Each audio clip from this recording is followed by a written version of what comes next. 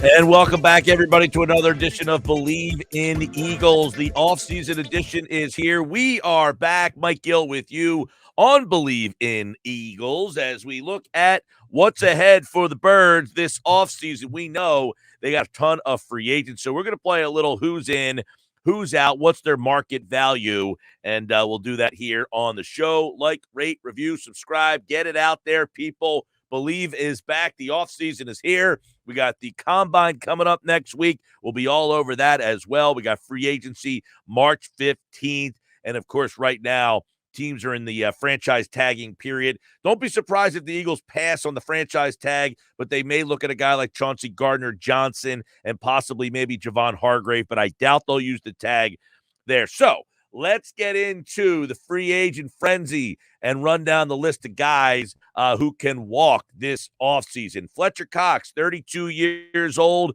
$14 million last year. I would imagine Fletcher Cox is probably out unless he's really willing to take a lesser deal. His market value, according to SpotTrack.com, 2 years, $28 million. I just don't think the Eagles want to bring him back for another 2-year commitment. I mean, they can get creative with the deal with Howie Roseman, I guess. But I would imagine we saw Fletcher Cox play for the last time in Philadelphia.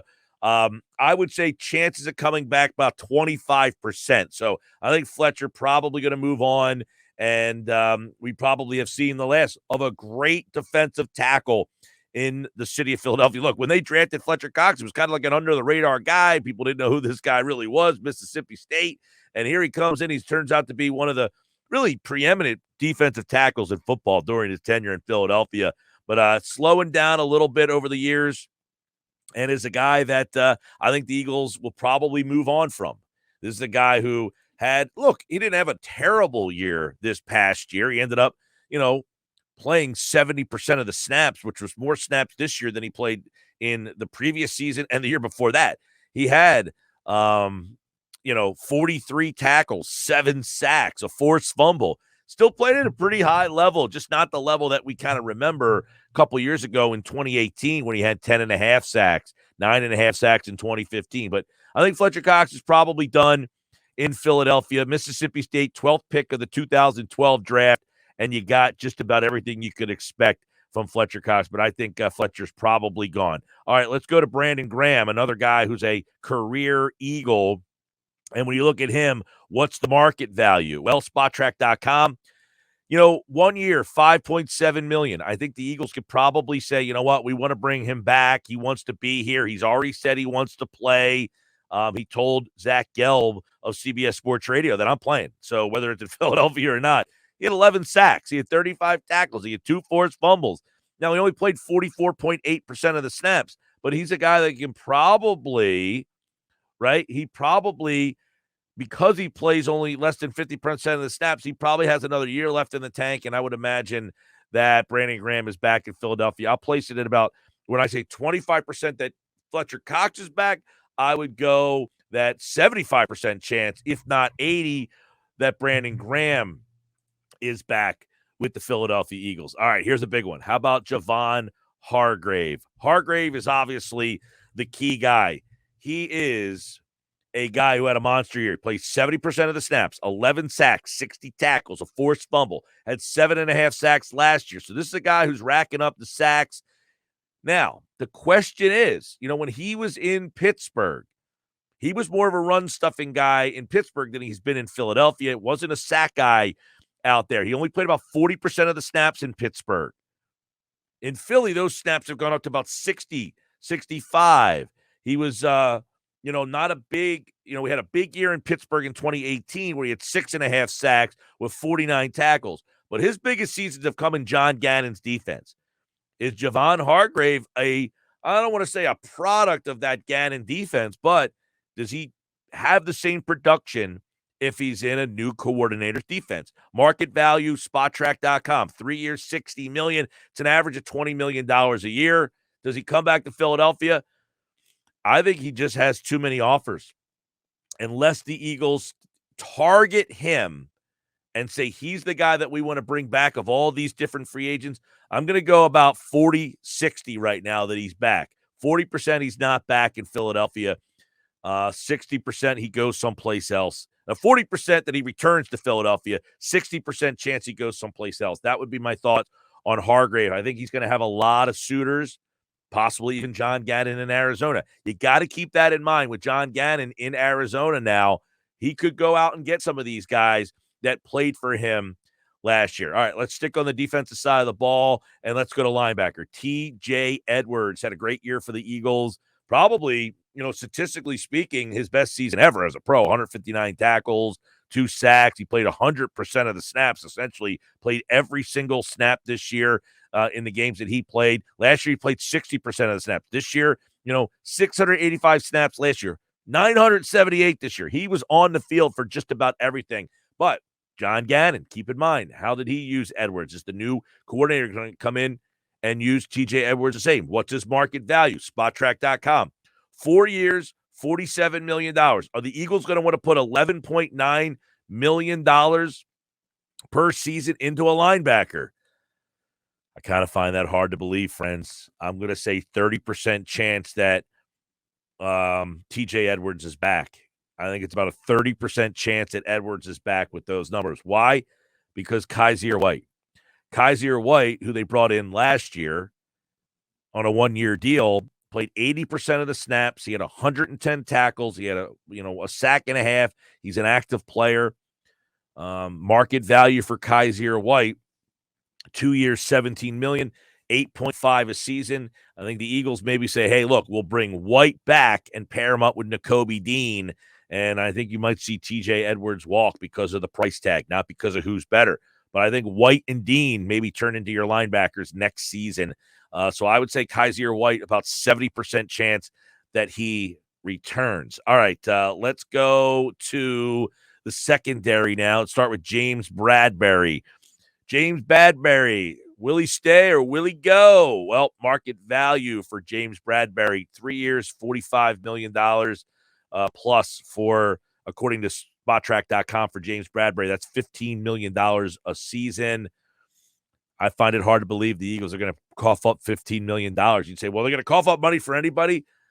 If there's one guy, it would be Hargrave, Bradberry, or the guy we'll get to in just a minute, Chauncey Gardner-Johnson. But Bradberry's going to get paid, and I think John Gannon could be the guy that opens up the checkbook and says, hey, I need Bradberry for my defense. So I think it's about a 25% chance that Bradberry is back in Philadelphia. Let's go to Chauncey Gardner-Johnson now and see what he is up to get. Spottrack.com, market value, 5 years, $66.6 million. That's an annual salary of 13.3. But keep in mind, Gardner-Johnson's 25 years old. He led the league in interceptions. This is a guy who played 70% of the snaps. He missed a bunch of games, but still had 6 picks, 67 tackles, a sack. He's an active player. You can play him in multiple spots, the slot, safety. So I think Chauncey Gardner-Johnson at that price tag gives you a little bit more versatility. And I would imagine that Chauncey Gardner-Johnson will be back with the Eagles. I'd say about an 80% chance that he is back. $13.3 million is the market value. And I think the Eagles will get creative with that deal and find a way to bring him back. And that's why I think he'll be back and not James Bradberry. His partner, Marcus Epps, let's take a look at him. He had a very interesting year. He was a 6th-round pick. He's a guy they got off the scrap heap, really. They got him off waivers from Minnesota. And when you look at his statistics coming into the season, he played every snap. The guy never left the field. 92 tackles, a forced fumble. He was an underrated part of that defense, going from 45% of the snaps to over 100% of the snaps. Last season was a big season for him. So I think you bring Epps back on a very team-friendly deal. He's in his 4th year. He's a young guy, and you pair those two safeties back up, and you have Epps and Chauncey Gardner-Johnson back as your safety tandem there. So that's a look at most of the guys on the defensive side of the ball. Another guy, real quick, I want to take a look at is Linval Joseph. He's 34 years old. He's a guy that they signed pretty late in the game. He just got a 1-year, $2 million deal. He came in and just basically played half the season here in Philadelphia. Was it really less than half the season? 8 games. So now with the 17 games, he only played 8 games. But he ended up coming in and making a pretty big impact. 20 tackles, a half a sack. He played about 20% of the snaps. But he's the kind of guy that I wouldn't be surprised if he sits on the free agent market half the season again next year and he says, hey, give me a call when you need me, if you need me. So that's kind of my thoughts on Linval Joseph there. I'd say he might be back, but if he is back, it's probably going to be somewhere during the season. Sue, he's another free agent that is a veteran player. He got the same deal, 1 year, base salary, $750,000. He got the 1-year deal with the Eagles. It had a bunch of signing bonuses and some other things in there. The Eagles can probably, he's 36 years old, though. He's a little bit older, but he actually came in and he played 15% of the snaps. He had a sack. He had 10 tackles. He played 7 games. I mean, Sue gave him a little bit, but I would imagine that Sue is not back next year. So that's a look at most of the defense. Robert Quinn is the only other guy I would imagine he is gone as well. And I think that kind of is the entire defensive group of guys. All right, let's quickly go to the offense now. Let's get some offense here and see what we're looking at on the offensive side of the ball. Jason Kelce, we'll start with him because, look, this isn't a decision for the Eagles. This is a decision for Jason Kelce. What's the market value for him? I think you throw that out the window. 1 year, $12 million. But last year, when you take a look at what Jason Kelce made, I think that he can write his own check. I don't think he's going to try to blow the Eagles out of the water. I definitely think he's a guy that wants, if he wants to come back, he comes back at the price tag that they feel comfortable with. I think they would get a deal done. He obviously played every snap last year for the most part. I mean, he's been a warrior for this team. If he wants to be back, he'll be back. I don't think that the Eagles are going to tell him and push him out the door. I think if he wants to play, he's back. He made $14.2 million last year, and I would imagine if he wants to come back, he probably get a slight bump in that. But that's really up to him. Isaac Seumalo. I think Seumalo is going to get paid on the market. His market value, he's a 29-year-old. The market value, 2 years, $24 million. I think someone will pay him actually more than that just because the teams are so desperate for offensive guard play on the interior. So I think you're going to see Seumalo get a big payday, and he probably ends up moving on. Andre Dillard is another one. I think Dillard's going to get paid big time, actually, to be a starting left tackle in this league. Offensive line play is so bad in this league.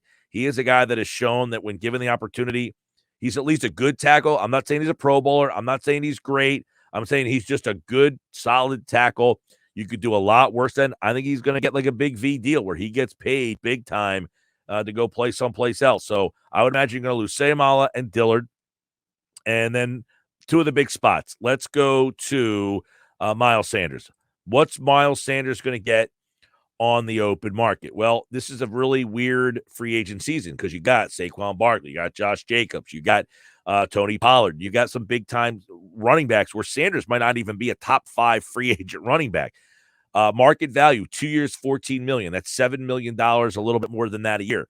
Do the Eagles figure out a way to bring him back? Quite frankly, I think it could be a situation where Sanders comes back at a team-friendly deal. He wants to be here. He has said that. I'm going to go about 50-50 that he's back right now. Sanders obviously had a monster year for Philadelphia. He had a tremendous season.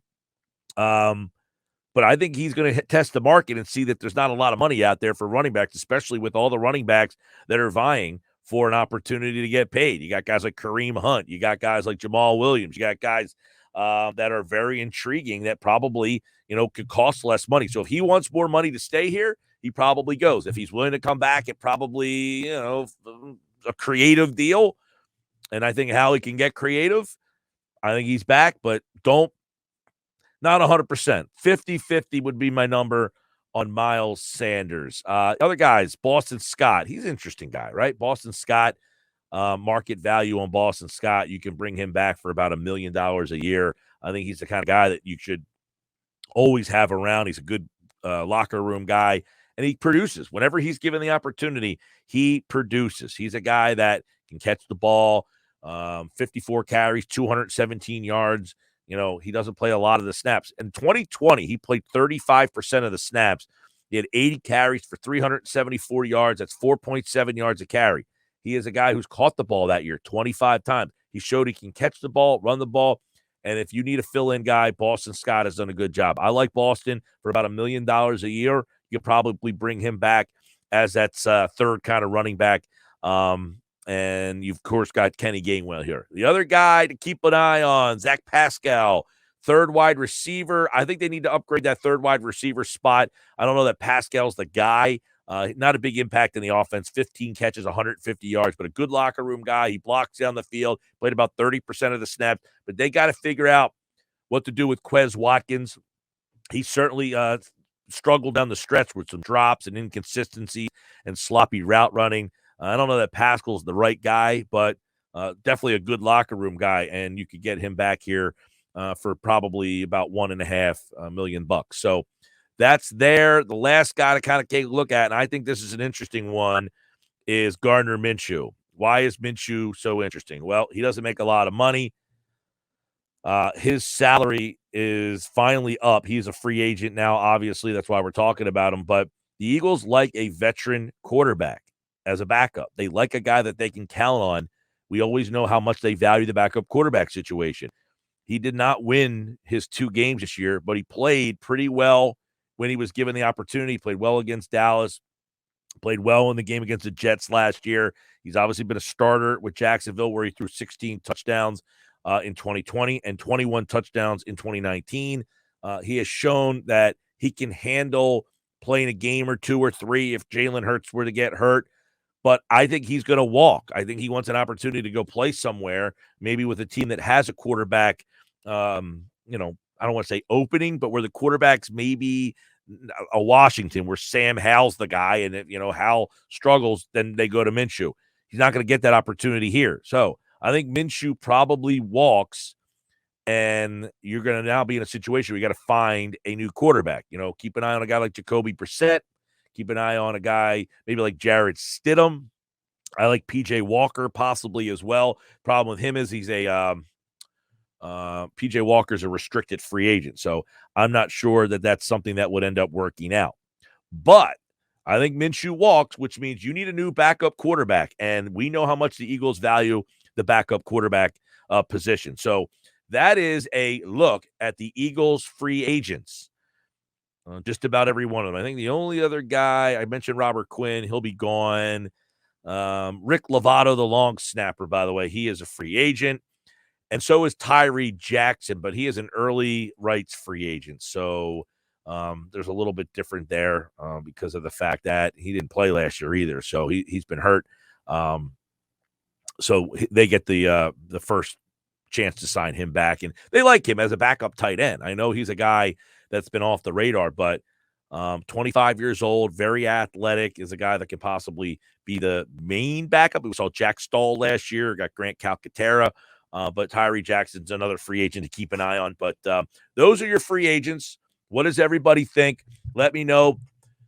I think that the biggest 3 are Hargrave, Chauncey Gardner-Johnson, and Bradbury.